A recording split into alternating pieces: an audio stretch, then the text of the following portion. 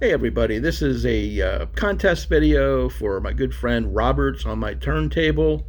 Great channel. Love Robert's style with the coffee in the morning and just easy delivery. It's like very welcoming, very soothing.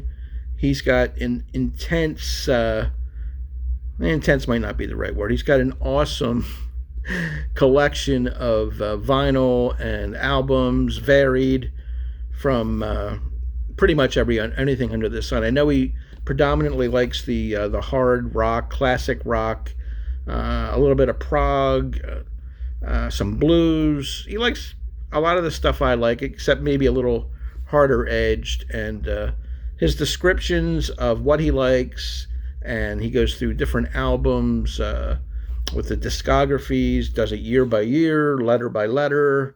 Very in depth is how I would put it. Always great to watch his videos. And he's running a contest, pushed to 700, although he's past that now. He's at 722 subscribers, so congratulations, Robert. Fantastic. I know your goal is 1,000. You're going to meet the goal. It's just a matter of when. Stick to it. You put out a good product. I've told you that in the comments before. Everybody loves your video, so stay with it. Keep doing what you're doing, and the proof is in the pudding, as they say. The idea of the contest is he wants you to name 5 influential albums from your teen years. Choose out 5 different albums and tell why they mean so much to you and why they were influential in your life. So that's what we're going to do today. The first one I thought of was Cat Stevens' Teaser and the Firecat from 1971. People that know my channel know I'm a singer-songwriter, kind of a acoustic kind of guy, pretty much, some exceptions. But this is where it first started. I turned 13, I guess, in 1970, and this came out in 71. So I was 14 years old. This is right up my alley. I like the fact that it had the lyrics inside as well, so you could follow along and get into exactly what Cat was talking about. Very mellow music, beautifully played. 3 big hits off the album at the time: Morning is Broken, Moonshadow, and Peace Train. They were all over the radio, and the other cuts on here are awesome as well. So I just like the whole vibe of Cat Stevens, one of the forerunners of the singer-songwriter movement.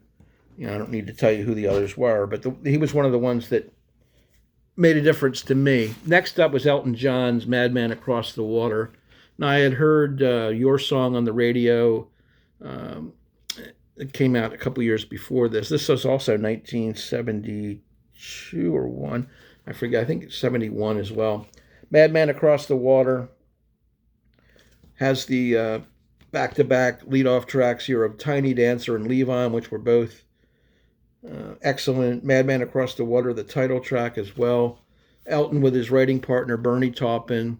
Unusual that one guy's doing all the music and the other guy's doing the lyrics. They made it work there. They had the magic. And I bought every Elton John of the 70s. I went back and got Tumbleweed Connection, and then followed by Honky Chateau and Goodbye Yellow Brick Road and Captain Fantastic, the Brown Dirt Cowboy. They were all great albums. Don't Shoot Me, I'm the Piano Player. All high quality, and this was the one that turned me on to Elton. Big fan ever since, especially in the 70s. I think his 80s stuff got a little glossy for my liking, but I liked what they were doing in the 70s. Another guy, Jackson Browne. This guy here is one of the best songwriters of all time. I've talked about him before on my channel. Just a deep thinker, a guy that puts his heart on his sleeve, has a way of turning a phrase and being honest with his emotions, paints a beautiful picture. These are great songs all the way through. I like this whole album, and I've continued. I bought every Jackson Browne album ever since. So he's still putting out music today. He's in his 70s now. So this got his first start, of course. Jamaica Say You Will, Song for Adam. The hit was Doctor My Eyes. Something Fine, a great song, and Rock Me on the Water. Those are the highlights for me on this album. David Crosby does some harmonies. He brings in some session guys. He didn't quite have his band intact yet, but he brought the best of the West Coast musicians in to play on this album. His first, I would say, 5 albums are top notch.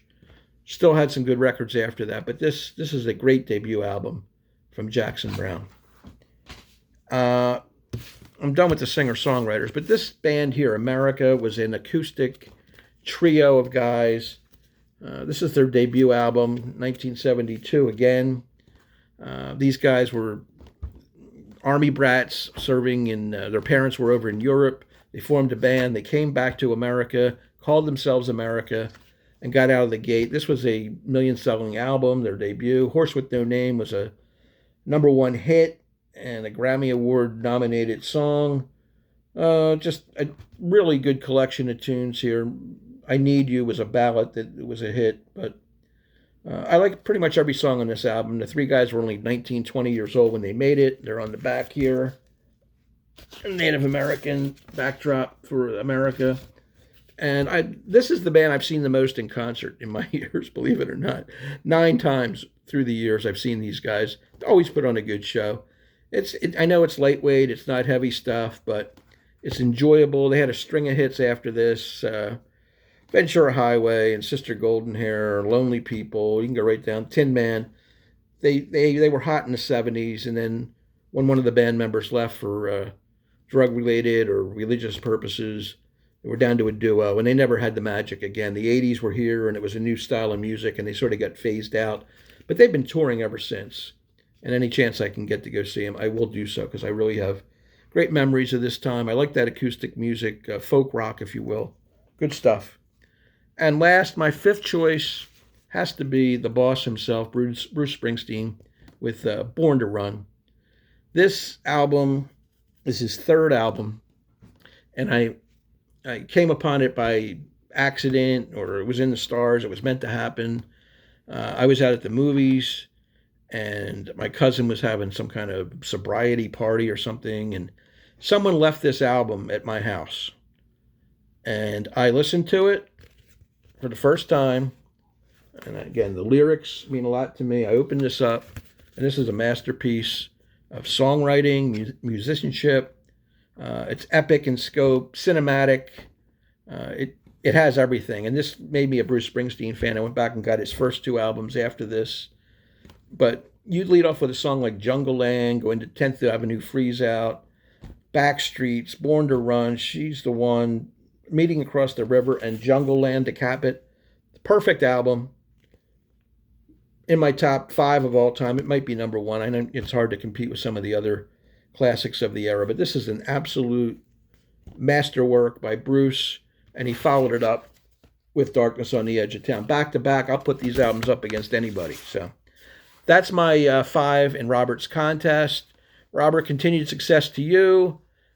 Thanks for running the contest. It gives us a chance to talk about the music we love, and really appreciate that. Good luck on your march to 800 next, 900, and eventually 1,000. So you deserve it, and I know you'll get there. All right, everybody, thanks a lot for watching. Take care. Bye.